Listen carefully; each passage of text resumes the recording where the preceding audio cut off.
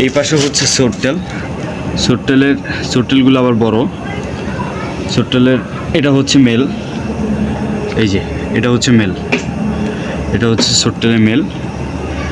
ফিমেলও আছে। এটা হচ্ছে মেল, ফিমেলটাও মাশাআল্লাহ বড়, লাভ দেয়। সোটটেলগুলো আবার অনেক তাড়াহুড়ো করে তো ধরা যায় না, ধরাটা একটু কষ্টকর, তারপরও ধরে দেখাচ্ছি, সমস্যা নাই।